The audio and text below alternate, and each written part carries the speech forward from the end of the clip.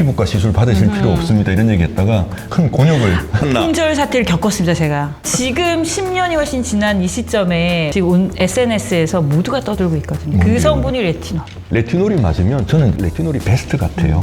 레티놀 계속 하시면 애기 피부 됩니다. 너무 이미 선구자세요. 우리가 피부과 시술 받고 진짜 한두 달은 좋은데 시간 지나면은 다시 원래대로 돌아오는 것 같은 느낌 받아보신 적 있으시죠? 제가 오늘 그 이유를 제대로 짚어드리고자 정말 특별한 분을 모셔왔습니다. 국내 보톡스 필러 1세대시고요. 전 세계 피부과 의사들이 교과서로 배우는 책을 쓰신 분이에요. 코스메틱 피부과 학회의 회장님이자 그리고 모델로 피부과의 대표 원장님 서구일 원장님을 모셔왔습니다. 원장님 어서 오세요. 안녕하세요. 서구일입니다. 예, 만나서 반갑습니다. 원장님 제가 궁금한 게 사실은 이제 세계적인 권위자이자 책도 쓰시고 이제 1세대로 알고 있는데 사실은 지금 너무나 보톡스가 오래됐잖아요. 근데 이제 많이들 즐겨하고 많이들 하긴 하는데 어떤 사람들은 만족도가 크고 어떤 분들은 해도 잘 모르겠다, 소용이 없다.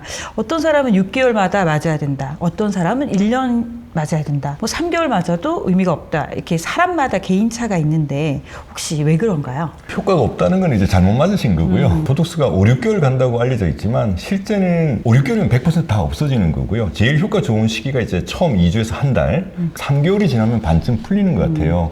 그러면서 5, 6개월이면 거의 풀리기 때문에 예방적인 목적으로 생각하시면 미국에서도 그렇지만 요즘은 이제 4개월에 한 번 하는 걸로 그러니까 5, 6개월에 한 번씩 하시면 완전히 풀렸다가 다시 생기는 그 이제 효과가 나오는 거니까 그러면 예방 효과가 떨어지거든요. 보톡스가 이제 가장 좋은 점 중에 하나가 예방 효과가 있어요. 그렇죠. 그래서 저희 병원에서도 한 10년 이상을 맞으신 분들 사진을 비교를 해보면 오히려 맞기 전보다 주름이 없어졌어요.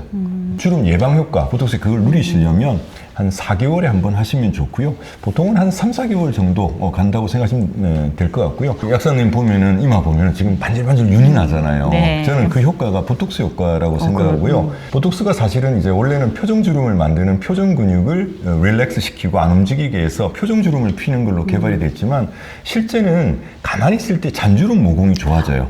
그래서 이게 왜 그럴까? 그래서 뭐 콜라겐 형성을 촉진한다 어쩐다 그런 얘기도 있지만 사실은 저는 약간의 부종이 있다고 생각하고요. 우리가 비행기 오래 타면 다리 붓지 않습니까? 네. 그런 것처럼 보톡스로 이 근육을 표정 근육을 덜 쓰게 하면 피부가 약간 붓는 것 같아요. 그러면서 잔주름 모공이 쫙 펴지면서 반질반질 윤이 나고 팽팽해 보이는 느낌이 있는 것 같아요. 네. 그 효과는 한 3개월 가는 것 같아요. 그래서 한 3개월 정도 지나시면 오셔서 이제 마법이 풀렸다라는 표현을 쓰시는데 그래서 보톡스는 한 3, 4개월에 한 번 정도 맞으면 되고 이게 오래가게 하려면 오래가게 많이 하면 돼요. 용량을 많이 하면 되고 어떤 분은 왜 한 달밖에 안 간다, 2달밖에 안 간다 이런 분은 약하게 하는 거죠. 그래서 그거는 이제 적절하게 용량을 조절하면 되는데 5, 6개월 가게 너무 많이 하다 보면 처음 한두 달은 표정이 너무 굳어 있어요. 맞아요. 그래서 한 3, 4개월에 한 번 정도 하시면 괜찮지 않나 생각이 됩니다. 보톡스 필러를 맞게 되면은 아무래도 우리가 이제 투자를 하게 되는데 사실 이 가성비를 최대한 끌어올리는 게 사실 너무나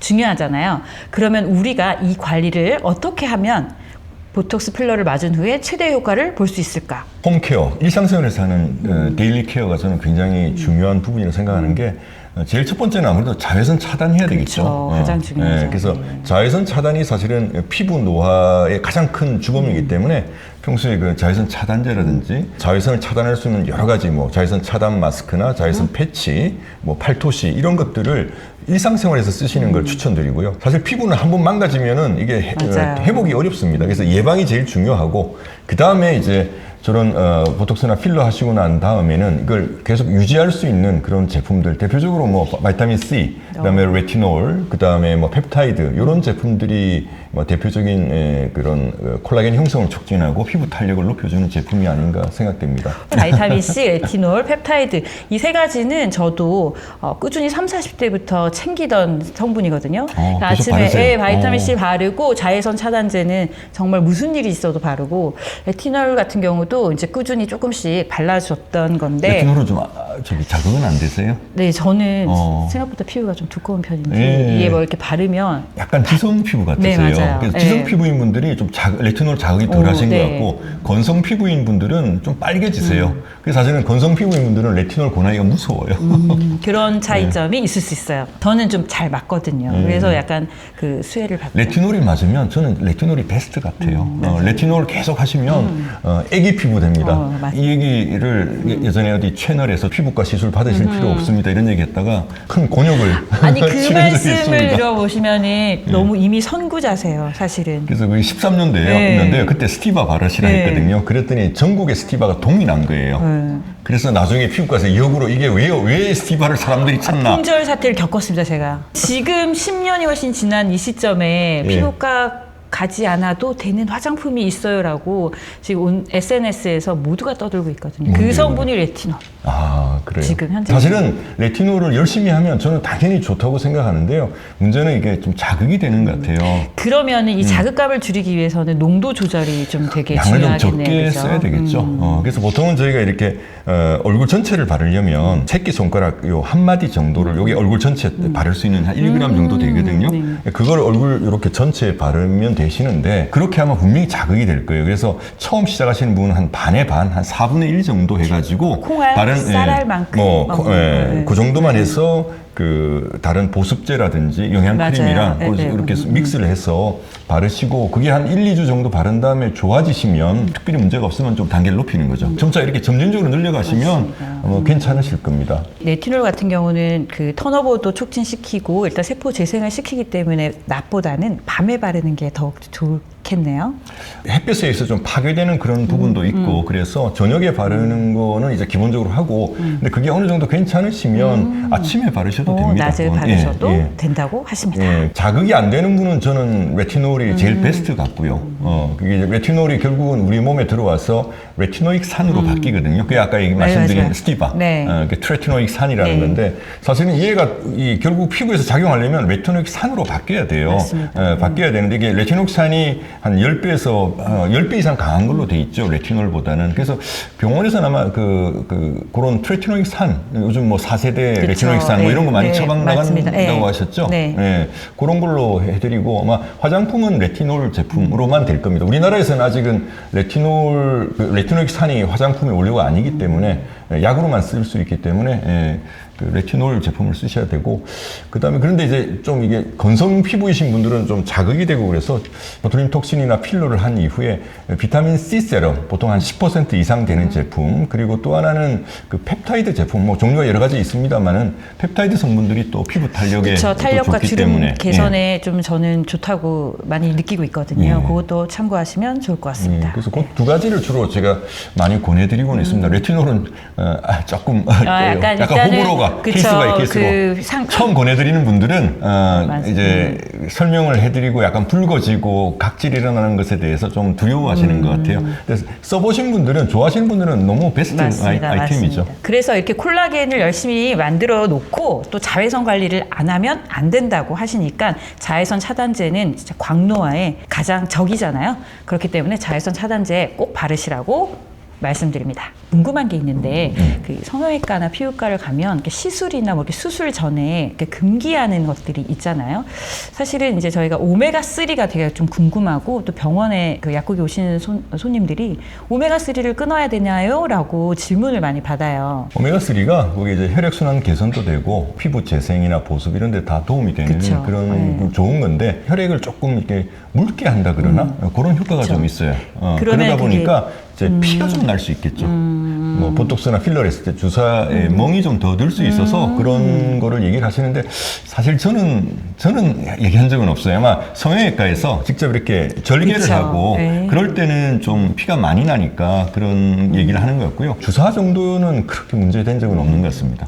멍은 생길 수도 있긴 하겠지만 그게 문제될 것은 없다. 저도 약간 동감은 하는데 이제는 원장님 우리 써마지하고 울세라 얘기를 해보려고 하는데요. 이 두 가지는 여성분들이 진짜 탄력과 리프팅에 있어서 정말 너무나 관심이 있는 대표 주자죠. 네, 네. 너무너무 관심 있어 하고 어떤 걸 해야 하는지에 대한 궁금증이 너무 많아요. 이게 뭔가 두 개가 차이가 있고 개인마다 이렇게 효과도 차이가 있는 것 같이 느껴지거든요. 자, 네. 어떤 차이가 있는지 말씀 주세요. 예, 두 가지가 사실은 그 리프팅 레이저의 대표 주자죠. 그래서 근데 이제 두 가지가 확연하게 차이 나는 거는 써마지는 고주파, 울세라는 초음파, 그 사용하는 그게 자체가 다르고, 그 다음에 타겟층이 달라요. 써마지는 피부에서 1mm 이하예요. 피부를 타겟으로 하기 때문에 이게 피부 탄력을 높이는 목적이고요. 울세라 계통, 그걸 이제 뭐 하이 인텐시티 포커스드 울트라 사운드라 그래서 하이프라고 약자로 하는데, 요 계통은 피부 밑에 3mm에서 5mm가 일단 주 타겟이에요. 물론 1.5도 있지만, 그러니까 3mm, 5mm는 피부가 아니죠. 그러니까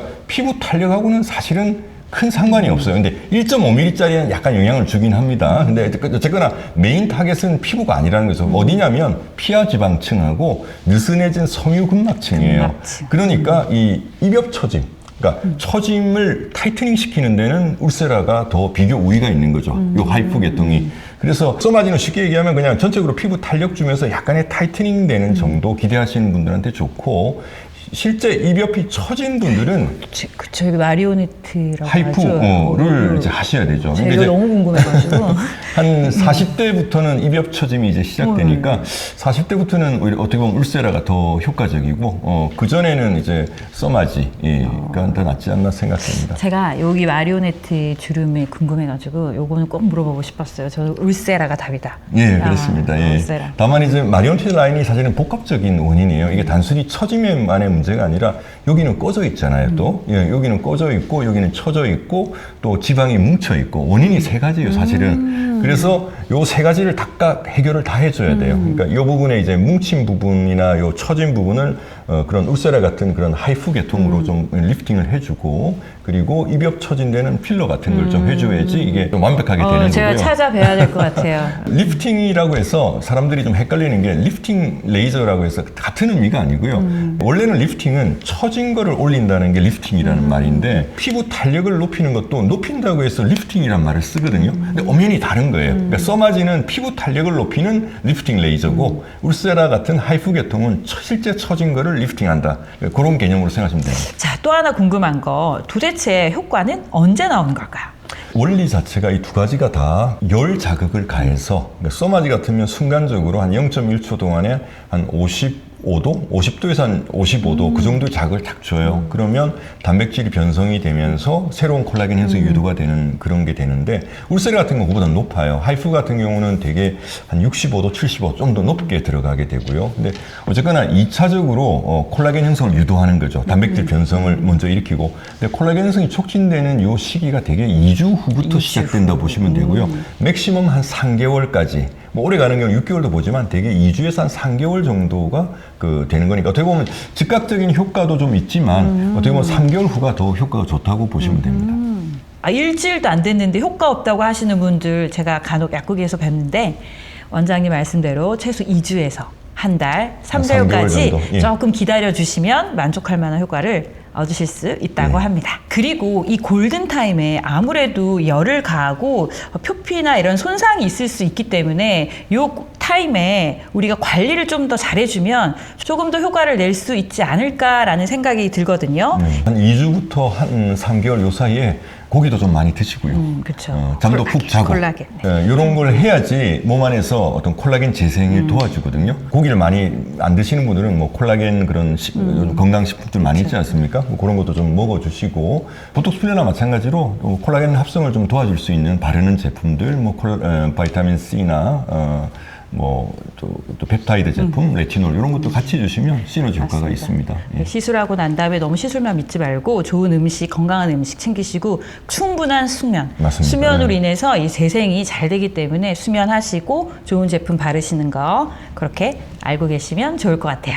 그리고 저희 약국에서는 우리 약사님들이 추천해 주시는 제품으로는 비타민 B5가 되는 그 덱스판테놀 제품이 있는데 재생과 항염에 도움을 많이 주기 때문에, 그리고 또 이렇게 밀폐력이 있기 때문에 수분감을 또 채워줄 수 있어요. 그래서 수면 시간에도 이렇게 듬뿍 바르고 주무시면 재생하는데 도움이 많이 됩니다. 그러면 약간 강도가 있는 시술로 실펌, 인피니, 프락셀, 마이크로 니들 시술 같은 경우에는 사실 피부에 어떤 자극감을 주거나 상처가 남을 수도 있잖아요. 그렇죠. 그럴 때는 그러면은 어떤 처치를 우선으로 하는 게 좋을까요?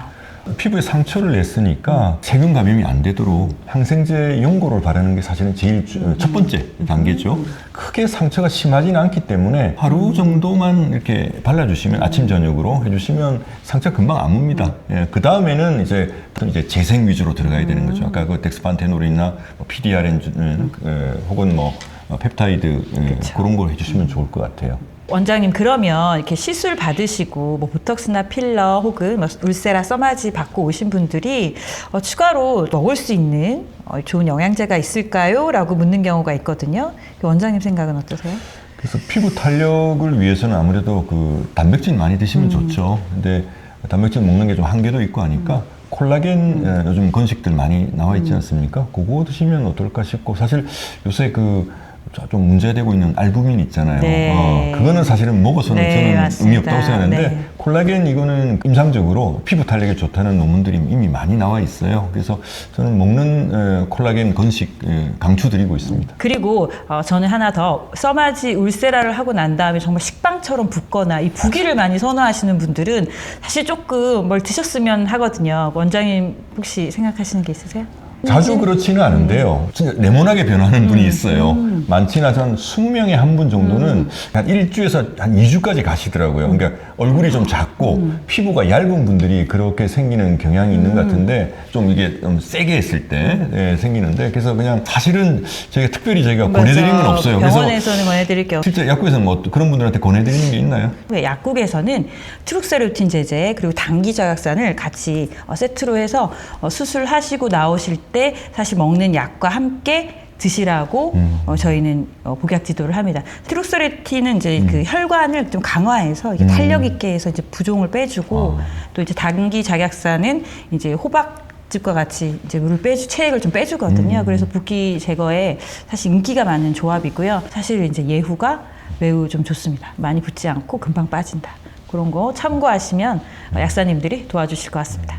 표피가 손상된 레이저를 했을 때는 사실은 이제 비타민 D 상처 치유에도 도움이 되고 프로바이오틱스 이런 것도 같이 챙기시면 좋고요. 그리고 나이아신아마이드 이런 것도 좀 발라주시면 이제 레이저 손상 후에 재생이 되는데도 좀 도움이 될 것 같습니다. 자, 좋은 시간, 좋은 내용으로 함께 했는데요. 마지막으로 제가 원장님께 OX 팩트 체크를 한번 해보고 보내드리도록 하겠습니다. 시술하고 난 다음날, 첫날 세안을 해도 되나요, 안 되나요 하고 저희 약국에 와서 많이 물으세요. 잘 모르는데 어떻게 하면 좋을까요? 어떤 시술을 받았냐에 따라 좀 다르겠죠. 그러니까 표피 손상이 된 프락셀, 실톰이나 이런 CO2 레이저 이런 것들을 하신 경우에는 저는 첫날은 좀 안 됐으면 좋겠다. 딱지가 많이 앉아 있고 디오돈 붙여 있는 경우에는 한 이틀은 안 했으면 좋겠다. 왜냐하면 이제 그런 과정에서 세균 감염 같은 게 좀 있을 수 있잖아요. 그래서 표피 손상이 의심되는 그런 시술 받으셨으면 최소한 하루는 안 했으면 좋겠고요. 그 다음 날도 안 할 수 있으면 더 좋겠고, 그래서 한 이틀 정도 세안을 안 하면 좋겠다. 이게 이제 추천이고, 그러나 그 외에 써마지 울세라 레이저 토닝 이런 것들은 사실은 표피 손상이 돼 있는 그런 게 아니거든요. 그런 거는 그날부터 바로 세안이 바로 가능합니다. 자, 그러면 제가 멍이 들게 되잖아요. 사람들이 이렇게 멍 빼려고 온찜해도 되나요? 라고 또 약국에 와서 묻습니다. 어떻게 하면 좋을까요? 멍은 사실 이제 시간이 해결해 주긴 하는데, 처음에는 이게 붓기 같은 게 있기 때문에 그 냉찜질이 좀 도움이 되고요. 붓기 때문에.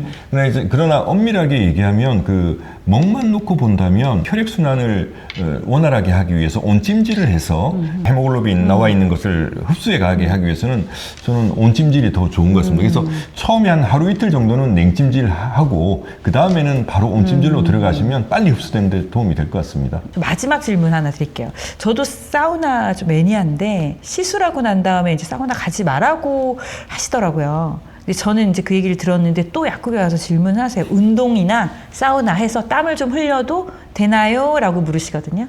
감염과의 관련성 때문에 그런 거를 하지 마라 이렇게 얘기하는 것 같아요. 그러니까 땀을 흘리면 아무래도 그 상처를 통해서 그 세균 감염이 있을 수 있잖아요. 우리 이 피부에는 많은 세균들이 살고 있기 때문에 표피에 손상을 입는 그런 시술을 받으셨으면 보톡스 필러를 포함해서 그날 하루 정도는 그런 땀 흘리는 운동은 피해 주셨으면 좋겠고, 사우나도 마찬가지로 땀이 나니까 점 빼는 레이저라든지 기미 잡티를 빼는 레이저는 그건 딱지 떨어질 때까지 한 2주는 피해 주셔야 되고요.